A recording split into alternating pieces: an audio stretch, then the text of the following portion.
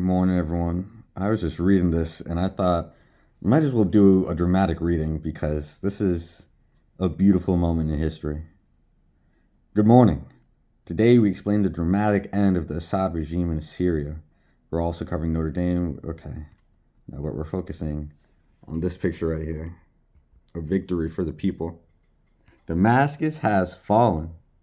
President Bashar al-Assad's long and brutal reign in Syria has ended. After 13 years of civil war, Syria's rebel fighters have stormed the capital, Damascus, and claimed victory. The government's forces fled without significant resistance as rebel fighters poured into the city.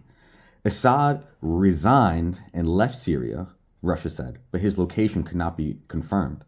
The rebels appear to have taken over the state television, and they announced Syria to be free of the tyrant.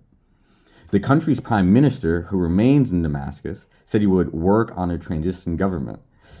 The rebels called on their forces to stay away from public institutions until they could be formally handed over. The rebels said they are now continuing their advance into the east. Below, we explain what has happened and what may come next. The rebels' rapid advance over the past 2 weeks was a dramatic end to a years-long stalemate. Until recently, a coalition of rebel groups had been stuck, pinned into a corner of Syria's northwest.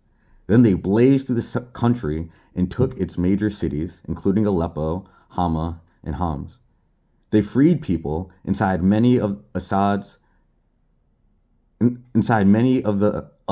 Assad regime's prisons, where he had for decades tortured and executed political prisoners.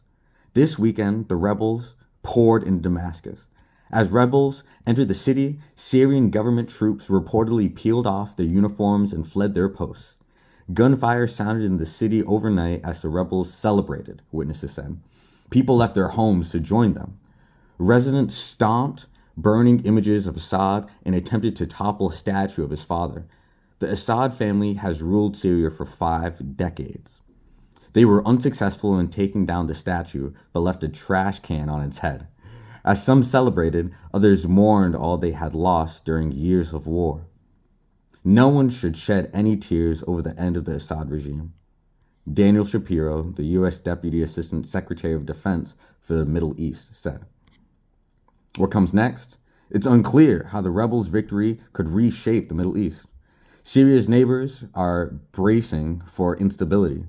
Israel's military said it had entered a demilitarized buffer zone in territory it controls next to Syria.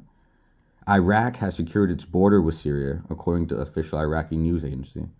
The collapse of the Assad family's long rule could create a dangerous vacuum, the Wall Street Journal reports, and outside powers may maneuver for influence.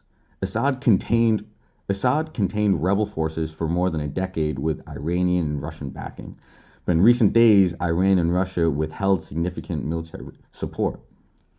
The rebels' victory could cause some of the millions of Syrian refugees who fled during the past decade to return home. It's also unclear who may govern Syria or what rule could look like. The leading rebel group, Hayat Tahrir al-Sham, is a Sunni Muslim organization once affiliated with al-Qaeda. It has since renounced al-Qaeda, but the U.S. government classifies it as a terrorist group. Inside the country, Syria's foreign ministry has issued a statement that appears to hail the shifting balance of power. A new page in Syrian history is being written. For more, the Biden administration is concerned that the rebels could replace Syria's brutal autocracy with something worse, the Washington Post reports. Still, some experts say the rebels have changed. Our freedom has returned as the rebels advance into Damascus. Many Syrians remembered what has been lost in the long war. Some thoughts?